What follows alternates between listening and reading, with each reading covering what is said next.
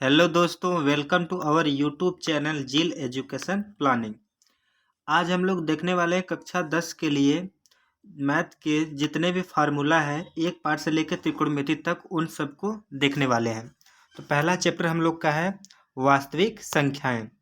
तो वास्तविक संख्याएं, देखिए संख्या की बात करें तो हम लोग के दो प्रकार के होते हैं, एक वास्तविक संख्या होता है, दूसरा काल्पनिक संख्या होता है। तो हम लोग यहाँ पर वास्तविक संख्या के बारे में देखने वाले हैं। तो उसमें एक टॉपिक आपको पढ़ना पड़ेगा, यूक्लिड विभाजन एल्गोरिथम। तो इसमें जो होगा ए बराबर होता है बी क्यू प्लस आर। तो यहाँ पर जो होता है ए वह भाज्य होता है, भाज्य, और उसके बाद बी जो होता है वह भाजक होता है, और यहाँ पर जो क्यू होता है भागफल, और ये जो आर है वह शेषफल है। तो यह वाला जो है फार्मूला हम लोग 10वीं में पढ़ते हैं, और यह इस तरीके से हम लोग 9वीं में पढ़ते हैं।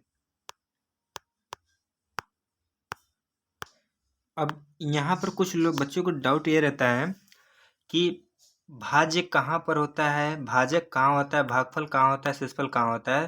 तो आप लोग जब कभी बचपन में भाग देते थे तो यहाँ पर जो होता था वह भाजक होता था, और भागफल यहाँ पर जो रिजल्ट होता है यहीं पर होता है, तो भागफल यहाँ होता है,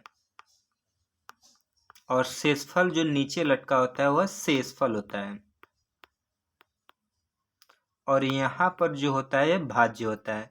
तो देखिए अभी यह कैसे याद रखेंगे, तो भाजक जो होता है और भाज्य में ही कन्फ्यूजन होता है, भागफल क्लियर होता है, शेषफल क्लियर होता है। तो भाजक और भाज्य में याद रखने का तरीका यह है कि भाज्य में देखेंगे तो यह एक आधा अक्षर है, और इसके मान लेते हैं इसके पैर नहीं है तो इसको बैसाखी की जरूरत है, तो 2 बैसाखी लगा दिए इस तरीके से। यह हो गया।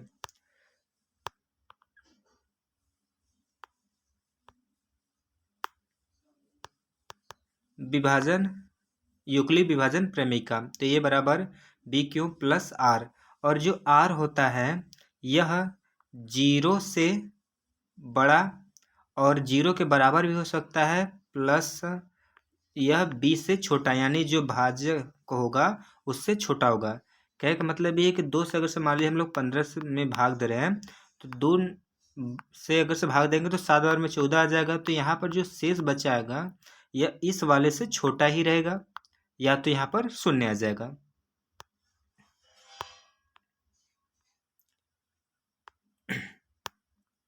दो संख्याओं का गुणनफल बराबर होता है एलसीएम गुणे एचसीएफ। दो संख्या, मान लीजिए पहली संख्या एक दूसरी संख्या के, इन दोनों को जब गुणा कराएंगे वही आएगा जो उन संख्याओं का एलसीएम और एचसीएफ का गुणनफल आएगा। ठीक है, आगे देखिए। वास्तविक संख्या है, तो वास्तविक संख्या जो होती है परमेय और अपरमेय को मिला करके वास्तविक संख्या बनती है। ठीक है, और परमेय संख्या क्या होती है, तो वे संख्या जिसको पी अपान क्यू के रूप में लिख सकते हैं, और क्यू जो हो नॉट इक्वल 0 होना चाहिए। तो परमेय संख्या का कुछ इस तरीके से याद रखिए, लिस्ट आप लोग को याद होना चाहिए। परमेय संख्याएं जैसे 1 हो गया, 2 हो गया, 1/2 हो गया, या फिर 22/7 हो गया, और 0 भी देखिए एक परमेय संख्या है। और अपरमेय की बात करें तो यहाँ पर अपरमेय रूट में ऐसी संख्या है जिसको रूट से बाहर नहीं निकाल सकते, यानी अंडर रूट में 2 हो गया, अंडर रूट में 3, अंडर रूट में 5, और यह पाई, पाई भी एक अपरमेय संख्या, लेकिन इसकी वैल्यू 22/7 होती है, वह परमेय होता है। तो यह दोनों पूछा जा सकता है, इस वजह से याद रखिएगा।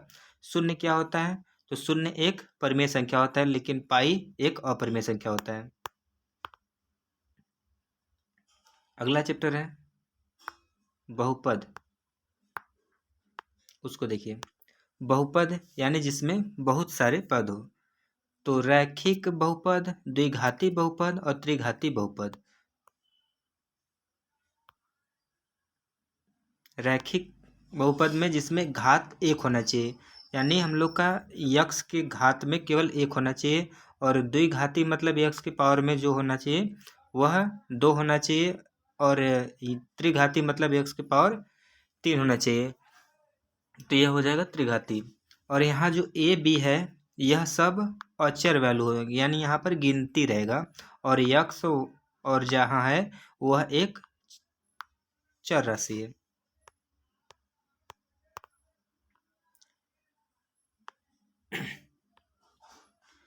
द्विघात बहुपद के शून्यक, देखिए जितना भी किसी भी बहुपद के जितना अधिक घात रहेगा, यानी जितने घात के होंगे उतने शून्यक होंगे। तो जैसे यहाँ द्विघात है तो इसके शून्यकों की संख्या भी 2 होगी।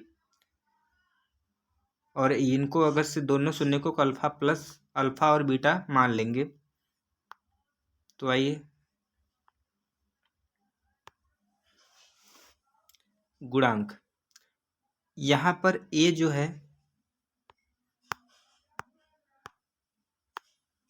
यक्स स्क्वायर का गुणांक है और यहाँ जो b है यह यक्स का गुणांक है और c यह अकेले ही है।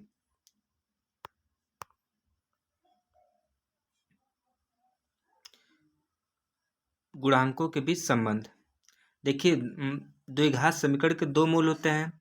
अब उनका जो होगा मूलों का योगफल का फार्मूला होता है -b/a। देखिए समीकरण की बात में ax² plus bx plus c बराबर 0 के रूप में यह द्विघात समीकरण है। इसमें अगर से आप लोगों को पूछा जाए कि 2 मूल होते हैं तो उनका योगफल बताइए कितना होगा, तो हम लोग बगैर इसको हल किए भी निकाल सकते हैं। वह लिखेंगे हम लोग -b/a, b की वैल्यू जो होगी उसको ऊपर लिखेंगे माइनस के साथ, और a यहाँ पर जो होगा उसको नीचे लिख देंगे और आंसर आ जाएगा -b/a को सॉल्व करने पर जो आएगा वही आंसर हो जाएगा मूलों का योगफल। अगला है गुणनफल, मूलों का गुणनफल। तो मूलों का गुणनफल याद करने के लिए हम लोग उस फार्मूले में लिखेंगे मूलों का गुणनफल अल्फा इंटू बीटा बराबर हो जाएगा c/a। अब देखिए अगर से मूलों का योगफल और गुणनफल दिया हो तो द्विघात समीकरण बनाने का तरीका होता है x² और माइनस x² माइनस और मूलों का योगफल, मूलों का योगफल और इंटू x, फिर प्लस में हो जाएगा मूलों का गुणनफल।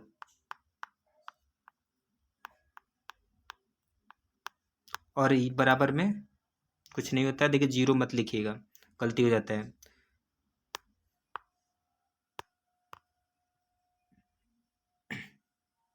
अब अगर से मान लीजिए त्रिघात बहुपद होगा तो उसमें होता है मूलों का योगफल -b/a, और अगर से मूलों के गुणनफल की बात की जाए तो यह हो जाएगा d/a।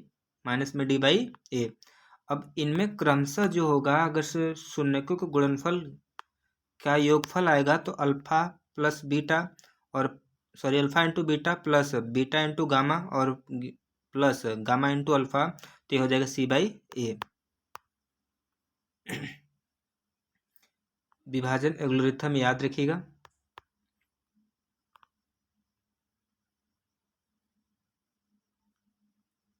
अगला चैप्टर है दो चरों वाले रैखिक समीकरण। दो चरों वाले रैखिक समीकरण, दो चरों वाले रैखिक समीकरण का सामान्य स्वरूप होता है जो a1x प्लस b1y और प्लस c1 बराबर 0 और a2x plus b2x y plus c2 बराबर में 0, यहाँ पर b2y होगा बराबर में 0। यहाँ पर जो लिखा गया यह प्रारूप है। अब देखिए दो रैखिक समीकरण जो हैं वह क्या होंगे, अगर से एक दूसरे को प्रतिच्छेद करेंगे तो क्या कंडीशन होगा, मतलब कैसे चेक करेंगे कि यह दोनों रेखाएं जो है एक दूसरे को प्रतिच्छेद करती हैं। तो उनको चेक करने का तरीका है कि उनका जो a² का गुणांक यानी a1 होगा, जैसे लिखें a1x plus b1y plus c1 और a2x plus b2y plus c2। अब इसमें जो है a1 है और यहाँ पर a2 है, इन दोनों का अनुपात निकालेंगे। अगर से यह b1 अपान में b2 का अनुपात बराबर नहीं हुआ तो हम लोग बोलेंगे यह रेखा प्रतिच्छेद करती है।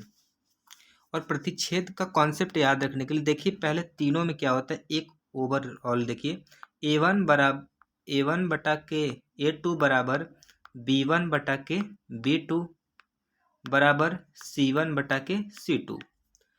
तो अब हम लोग को याद करने के लिए कन्फ्यूजन होता है किस में बराबर होता है किस में बराबर नहीं होता है। तो याद रखने का तरीका है प्रतिच्छेद करता है, प्रतिच्छेद में पहले ही छेद कर देंगे यानी इसको काट देंगे, तो यह पहले ही बराबर नहीं होगा। अब दूसरके वाले में अगर से बात करें समांतर के लिए, तो रेल की पटरी का उदाहरण लेंगे हम लोग। समांतर में क्या होता है कि A1 बराबर A2 बराबर होता है B1 अपान में B2, लेकिन नॉट इक्वल होता है C1 अपान में C2। तो इसको याद रखने का तरीका है कि देखिए, रेल की पटरियाँ जो होती है पहले सीधी आती है, फिर जहाँ स्टेशन में पहुँचती है तो वहाँ पर पटरियाँ जब चेंज होती हैं तो एक दूसरे को काट देती हैं। तो ये याद रखेंगे, पहले समांतर बराबर होगा, और लेकिन C1 अपान में C2 जब निकालेंगे तो यह बराबर नहीं होगा, तो रेखा क्या हो जाएगा, समांतर। और संपाती की कंडीशन क्या होता है, संपाती में जो होता है ये तीनों बराबर। संपाती का मतलब होता है A1 अपान में A2 बराबर B1 अपान में B2 बराबर में हो जाएगा C1 अपान में C2। समांतर के लिए देखिए, समांतर में जो है यहाँ पर दिया हुआ है और इसको बता भी दिया है कि A1 अपान में A2 बराबर होगा B1 अपान में B2 और नॉट इक्वल होगा C1 अपान में C2। समांतर रेखाएं क्या होती हैं, एक दूसरे को कभी भी नहीं काटती हैं। तो यह चेक करने के लिए याद रखिएगा। और अगला है जो हम लोग का, वह जब रेखा संपाती होती है।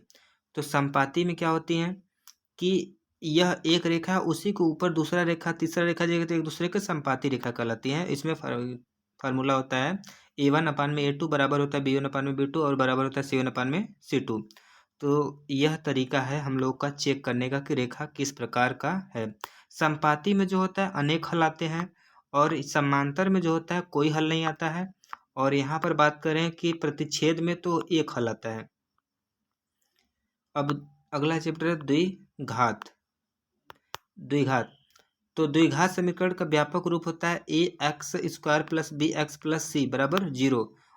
हल करने की विधियां जो होती हैं प्रायः देखिए, तो यह गुणनखंड विधि, सूत्र विधि, जिसको सिद्धाचार्य मेथड से पूर्ण वर्ग बना करके, और एक वज्र गुणनखंड विधि भी होता है। तो सिद्धाचार्य फार्मूला होता है x बराबर में माइनस में b और प्लस माइनस अंडर रूट में b² माइनस 4ac बटा के 2a। मूलों की प्रकृति देखिए, अगर से मान लीजिए यह कोई द्विघात समीकरण है, यह किस प्रकार का है, यह वास्तविक है कि अवास्तविक नहीं है, तो उसको चेक करने के लिए हम लोग विविधकर का फार्मूला होता है d बराबर b² माइनस 4ac। देखिए, जब अगर से d की वैल्यू अगर से 0 से बड़ी होगी तो मूल वास्तविक होगा और असमान मूल होगा। मतलब दो हल आएंगे लेकिन अलग अलग हल आएंगे। अगर से d बराबर 0 आएगा तो मूल वास्तविक होगा लेकिन दोनों की वैल्यू बराबर होगी। और अगर से d बराबर जो होगा 0 से छोटा होगा तो मूल वास्तविक नहीं होगा, अवास्तविक यानी काल्पनिक हो सकता है, अवास्तविक होगा, काल्पनिक कर लेंगे। और इसमें देखिए, यह भी कन्फ्यूजन होता है कि d1 बड़ा छोटा, इस वजह से आप लोग को एक तरीके से याद रखना है कि अगर से पॉजिटिव में आंसर आया तो वो वास्तविक होगा भले ही 0 आ जाए। अब अगर से माइनस में आ गया तो मूल वास्तविक नहीं होगा। ठीक है, अगला चैप्टर है समांतर श्रेणी। ऐसा श्रेणी जिसमें क्या होगा, सर्वांतर एक अनुपात में हो, सर्वांतर जो होता है बराबर होना चाहिए। सर्वांतर कहने का मतलब एक सीरीज में, जैसे यहाँ पर 1 लिखे हैं, 2 लिखे हैं, 3 लिखे हैं, तो इसमें जो संख्या बढ़ रही है +1 हो रहा है, यहाँ पर +1 हो रहा है, तो इसमें बढ़ने का क्रम एक सिस्टमैटिक होना चाहिए, तो यह समांतर श्रेणी कहलाएगा। और इसमें जो होता है पहला पद a मानते हैं, अगला जो होगा a प्लस डी होगा, यानी जो d होता है डिफ्रेंसिएशन बोलते हैं, यानी सर्वांतर। ठीक है, जैसे यह मान लीजिए एक सीरीज लिख दें, 2 और 5 है, फिर अगला 8 है, अगला 11 है, तो सब में अंतर देखेंगे तो 3 का आ रहा है, 3 जुड़ा, फिर यहाँ पर 3 जुड़ा और फिर यहाँ पर 3 जुड़ रहा है, तो यह जो है 3 है बढ़ रहा है, उसी को हम लोग डी बोलते हैं सर्वांतर। अब nवां पद निकालने का फार्मूला क्या होता है, तो अगर से मान लीजिए nवां पद निकालना तो an बराबर हो जाएगा, या फिर tn भी लिख देते हैं, तो tn बराबर हो जाएगा a plus n-1 into D. en जो होगा वह nवां पद होगा, a जो होगा पहला पद होगा, n जो होगा n पदों की संख्या, और d जो होगा सर्वांतर। इसको निकालने के लिए हम लोग क्या करेंगे, दूसरे पद में से पहले पद को घटा देंगे। जैसे 2, 4, 6 करके सीरीज बनी है, तो इसमें हमको डी निकालना है, तो हम क्या करेंगे, 4 में से 2 को घटा देंगे तो आ जाएगा हम लोग का 2, यह सर्वांतर हो जाएगा।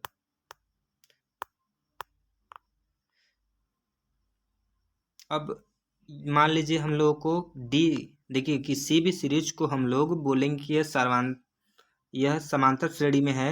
ये कब बोलेंगे? जब हम लोग चेक करेंगे कि हर जगह इसका अंतर समान होना चाहिए। जैसे 2, 4, 6 और 8, अगला है 9, इसी तरीके से। तो देखिए यह जो सीरीज है यह समांतर श्रेणी है कि नहीं है। तो इसमें देखिए 4 में से 2 को घटाएंगे तो 2 आएगा, 6 में से 4 घटाएंगे तो 2 आएगा, 8 में से 6 घटाएंगे तो 2 आ जाएगा, लेकिन 9 में से 8 को घटाएंगे तो 1 आ जा रहा है। तो यह जो होगा यह समांतर श्रेणी नहीं होगा। यह सब जगह क्या होना चाहिए? बराबर होना चाहिए। n पदों का योगफल, समांतर श्रेणी के n पदों का योगफल बराबर होता है Sn बराबर है n/2 और ब्रैकेट में हो जाएगा 2a + n-1 × d। अगर से अंतिम पद दे दिया हो तो हम लोग का योगफल निकालने के लिए n/2 करेंगे और a + an यानी अंतिम पद जो होगा उसी को रख देंगे, आ जाएगा आंसर।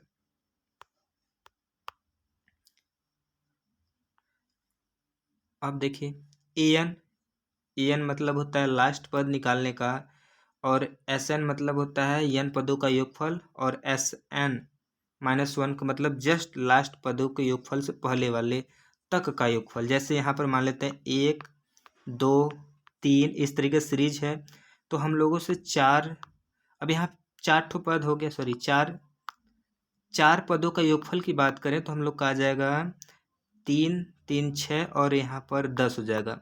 अब यहाँ पर बोल दिया गया है कि 4 पदों का यानी S4 बराबर दे दिया है हम लोग का 10। अब हम लोग का S3 बराबर निकालना होगा 3 पदों तक का, तो आ जाएगा 6। तो हम लोग का जो चौथा पद है वह निकालने का तरीका हो जाएगा A4 बराबर हो जाएगा S4 - S3।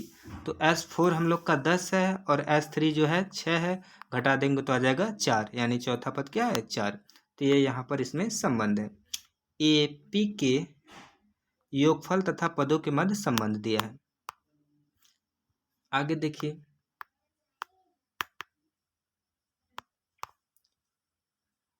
त्रिभुज ऐसी बंद आकृति जिसमें 3 भुजाएं एवं 3 कोण हो त्रिभुज कहलाते हैं। त्रिभुज जैसे देखिए इस तरीके से 3 भुजाओं से घिरी हुई आकृति को त्रिभुज कह देंगे। यह डिफिनीशन नहीं पूछा जाएगा, इसका कॉन्सेप्ट। अब देखिए त्रिभुज के अगर से बांटे तो त्रिभुज भुजा के आधार पे 3 होते हैं और कोण के भी आधार पे 3 होते हैं। तो हम लोग भुजा के आधार पे बात करें तो पहला होगा समबाहु त्रिभुज, जिनमें क्या होंगे? सारी भुजाएं यानी तीनों भुजाएं बराबर होती हैं और तीनों भुजा के साथ साथ प्रत्येक कोण भी बराबर होगा। तो अगर से तीनों कोण को जोड़ेंगे तो हम लोग का त्रिभुज के तीनों कोणों का योग 180 अंश होता है। अगर से बांटे बराबर बराबर तो सबको मिलेगा 60-60 अंश का कोण बनेगा। और यह भी याद रखिएगा देखिए कुछ समरूपता का कंडीशन होता है जो आगे बताया जाएगा। सम द्विबाहु त्रिभुज, अगला जो है त्रिभुज है सम द्विबाहु। इसमें क्या होगा कि 2 भुजाएं बराबर होंगी, उसे सम द्विबाहु बोलेंगे। और विषम बाहु त्रिभुज ऐसी त्रिभुज जिनमें कोई भी भुजा बराबर नहीं होनी चाहिए, जैसे 5 सेंटीमीटर, 4 सेंटीमीटर, 6 सेंटीमीटर दिया है, सब अलग अलग हैं, तो यह क्या होंगे? विषम बाहु त्रिभुज हो जाएंगे। समरूपता और सर्वांग समता।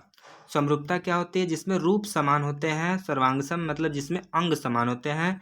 और यह कक्षा 9वीं में पढ़ना होता है और ये वाला 10वीं का टॉपिक है। तो समरूप के लिए हम लोगों को संगत कोण बराबर होना चाहिए और संगत भुजाओं के अनुपात बराबर होना चाहिए, तो उसको बोलेंगे समरूप। और इसे सिमिलरिटी और इसको कॉपी। जैसे देखिए हम लोग अगर से मान लीजिए एक कॉपी लिए उसका जीरोक्स करवा देंगे, 2 कॉपी करवा देंगे तो ये हो जाएगा सर्वांगसम। लेकिन इसी को हम लोग क्या कर दें, लिख लें अपने कॉपी में, हाथ से लिखें तो वह समरूपता कहलाएगी।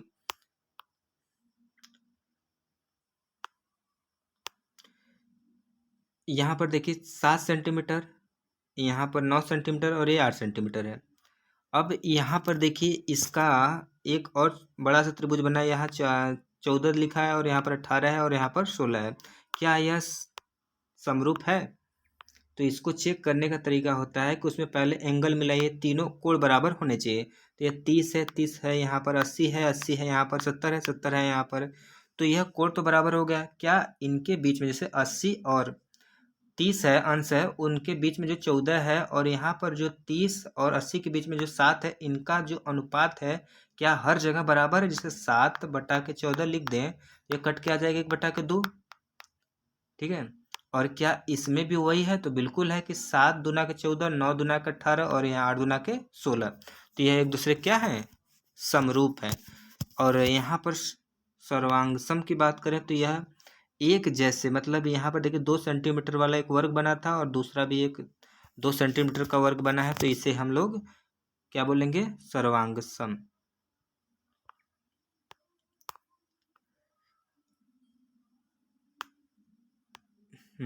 अब देखिए भुजाओं का अनुपात। जैसे यहाँ पर मान लेते हैं यह वाला जो रेशियो दिया था, यहाँ पर 7 है, यहाँ पर 14 हो गया है, यहाँ 9 है, यह 8 हो गया है, यह 8 और यहाँ पर 16 हो गया। तो इसी तरीके से मान लेते हैं ये त्रिभुज एक है, यह एक दूसरे के समरूप है, तो उसमें क्या होगा? भुजाओं का अनुपात बराबर होगा, यानी ए बी बटा के लिखेंगे पी क्यू बराबर होगा ए सी बटा के पी आर बराबर होगा बी सी बटा के क्यू आर के। यह क्या होंगे? बराबर होंगे। अगर से यह त्रिभुज समरूप है तो, नहीं तो नहीं होगा।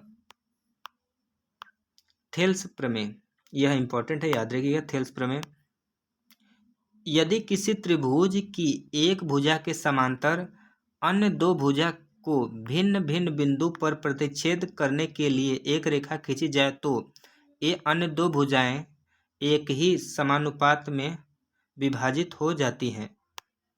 जैसे यहाँ पर समझिए, अगर से मान लेते हैं एक त्रिभुज है यह ए बी सी, इसमें बी सी के समांतर कोई एक रेखा इसमें खींच रहे हैं, कहीं पर भी काटे उससे मतलब नहीं है, तो इसमें जो होगा ए डी यहाँ से यहाँ तक की और इसके नीचे वाला जो पार्ट है वह अनुपात बराबर होगा ए ई और इसके नीचे वाले पार्ट के। यही थेल्सन प्रमेय है। यह डेरिवेशन देख लीजिएगा, थोड़ा इम्पोर्टेंट है। और देखिए इसमें हम लोग यह भी लिख सकते हैं ए बी लिख सकते हैं ए बी बटा के ए डी बराबर के ए सी बटा के ए ई। तो हम लोग इसको ऊपर नीचे भी लिख सकते हैं, कोई दिक्कत नहीं है।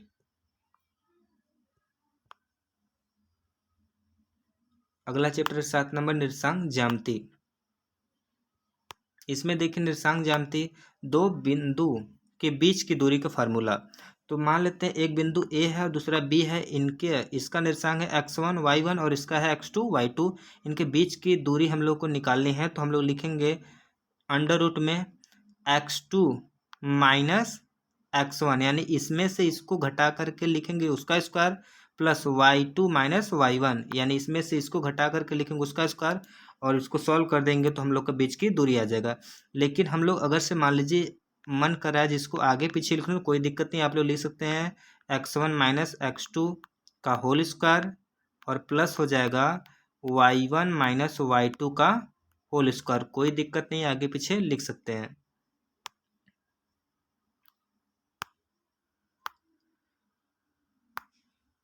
विभाजन सूत्र,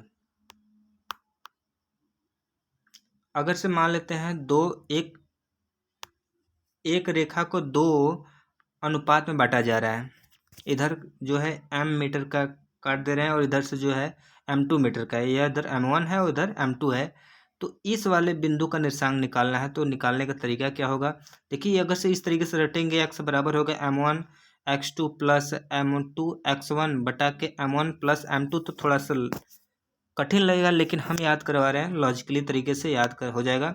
पहले हम लोग इसी बिंदु को मान लें निर्देशांक क्या है, x और y है, तो यहाँ पर जो x1 और y1 है, x2 y2 है, इन दोनों को दिया रहेगा तो हम लोग लिखेंगे x बराबर, और फिर उसके बाद हम लोग लिखेंगे m1 और प्लस में m2 थोड़ा सा दूरी दे करके, और बटा में m1 प्लस m2, ये पास में लिख लेंगे। देखिए फार्मूला तो लिखा गया है लेकिन याद करने का तरीका बता रहा है। तो यहाँ पर x की बारी है ना, तो x वाले को यहाँ पर लिखेंगे, लेकिन यहाँ पर m1 हो गया है तो यहाँ पर x2 लिख देंगे, और यहाँ पर m2 हो गया है तो यहाँ पर x1 लिख देंगे, और ये फार्मूला तैयार हो गया। और वही तरीका यहाँ पर भी करेंगे, y बराबर लिख देंगे m1 प्लस m2 और बटा में हो जाएगा m1 प्लस m2, वही काम फिर से कर देना है। और यहाँ पर क्या करना है, 1 है तो यहाँ y1 y2 लिख देना है, और यहाँ पर m2 है तो यहाँ पर y1 लिख देना है। ये फार्मूला बन गया। अगला चैप्टर है त्रिकोणमिति। त्रिकोणमिति में सबसे देखिए, त्रिकोणमिति हम लोग किस त्रिभुज का पढ़ते हैं, तो याद रखिएगा हम सिर्फ और सिर्फ समकोण त्रिभुज का पढ़ते हैं, और समकोण त्रिभुज में पढ़ते हैं। और इसमें देखिए याद करने का तरीका होता है, ये साइन थीटा बराबर कॉस थीटा बराबर, तो उसको याद करेंगे तो थोड़ा सा समय लगेगा। इस वजह से लाल बट्टे कक्का लिख लीजिए, और यहाँ पर यह लिख लीजिएगा साइन है, और इसका जो है ये कॉस है, और ये वाला टेन है। उसके नीचे जो हैगा कौसेक है, और ये वाला सेक है, और ये वाला कॉट है। जब कभी भी आपको लिखना होगा साइन थीटा बराबर क्या होगा, तो हम लोग साइन थीटा बराबर यानी यहाँ से चल रहे हैं और इधर आएंगे तो यहाँ पर लिखेंगे एल बटा के, तो एल से हो गया लंब और के से हो जाएगा कर्ण। और अगर से मान लीजिए कोसेक का लिखना है, कोसेक नीचे है तो नीचे से चलेंगे और इसको लिखेंगे के बटा के एल, और के से हो जाएगा कर्ण और एल से होगा लंब। और इसमें 6 अनुपात होता है, sine cos tan cosec sec. देखिए एक चीज़ भी गलती हो सकता है आप लोगों से कि यहाँ पर थीटा है, तो थीटा के सामने वाला भुजा लंब कहलाता है, और 90 अंश के सामने वाली भुजा कर्ण कहलाती है। अगर से मान लेते एक त्रिभुज इस तरीके से ए बी सी है, और यहाँ पर थीटा बन गया, तो इसके सामने वाली भुजा यह वाली लंब कहलाएगी अब, और यह 90 अंश है तो इसके सामने वाला कर्ण हो जाएगा, यह वाला आधार हो जाएगा। अगर से मान लीजिए इसी वाले त्रिभुज में अगर से हम लोग बोल दे साइन ए बराबर क्या होगा इस वाले त्रिभुज में, तो साइन ए बराबर तो होता है साइन थीटा बराबर होता है लंब बटा के कर्ण। अब यहाँ पर आएगी बात कि लंब कौन सा है, तो साइन ए लिखे ना, तो ए यहाँ पर है और इसके सामने वाली भुजा लंब कहलाएगी, यानी यहाँ पर बी सी जो होगा वह क्या होगा, लंब होगा, कर्ण जो होगा ए सी होगा। तो साइन थीटा बराबर यहाँ पर है लंब बटा के कर्ण, कॉस थीटा बराबर है आधार बटे के कर्ण, और टेन थीटा बराबर लंब बटा के आधार। इसी तरीके से देख लीजिए। अब इनके बीच में जो फार्मूला आता है अनुपात कि साइन थीटा बराबर होता है जस्ट विपरीत होता है 1 में कोसेक थीटा, और कॉस थीटा बराबर होता है जो वह होता है 1 में सेक थीटा, और टेन थीटा बराबर होता है 1 में कॉट थीटा। यही 3 याद रखना है। और उसके बाद अगर से कोसेक पूछा जाएगा तो इसको यहाँ पर लिख दीजिएगा और साइन को यहाँ लेकर चले जाइएगा, फार्मूला हो जाएगा। और टेन थीटा बराबर भी होता है साइन थीटा बटा के कॉस थीटा, और कॉट थीटा बराबर होता है कॉस थीटा बटा के साइन थीटा। यह याद रखिएगा। और पूरक कोण यानी ऐसे दो कोण जिनका योग 90 अंश होता है। तो अगर से मान लीजिए साइन 90 माइनस थीटा कहीं भी दिखे तो वहाँ पर लिख सकते हैं cos theta, cos 90 minus theta लिखेगा तो यहाँ पर लिख देंगे साइन थीटा। सब में क्या हो जाएगा साइन, देखिए साइन जो होगा वह कॉस में बदलेगा, और कॉस जो हो जाएगा वह साइन में बदल जाएगा, और टेन जो होगा वह कॉट में बदलेगा, और कॉट जो होगा टेन में, और उसके बाद सेक जो होगा वह कोसेक में बदलेगा, और कोसेक जो होगा सेक में बदल जाएगा इस वाले अनुपात में। अब यहाँ पर पूरक तो हो गया, समपूरक रहेगा तो इन ऐसे दो कोण जिनका योग 180 अंश आना चाहिए। ठीक है। अगर से मान लीजिए हम लोग अगर से एक क्वेश्चन हो जाए कि एक 30 अंश का कोण है, 30 अंश के कोण का पूरक कोण बताइए, तो 30 अंश का पूरक यानी 90 में से घटा देंगे 30 अंश को तो आ जाएगा हम लोग का 60 अंश। तो 30 का पूरक कोण जो होगा वह 60 अंश हो जाएगा।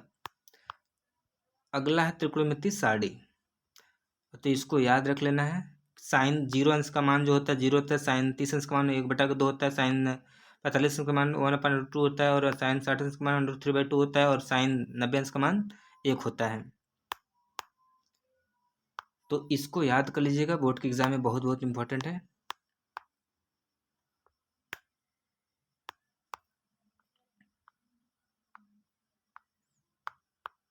वीडियो अच्छा लगे तो प्लीज़ लाइक करिए, चैनल को सब्सक्राइब करिए। मिलते हैं अगले वीडियो में, तब तक के लिए नमस्कार।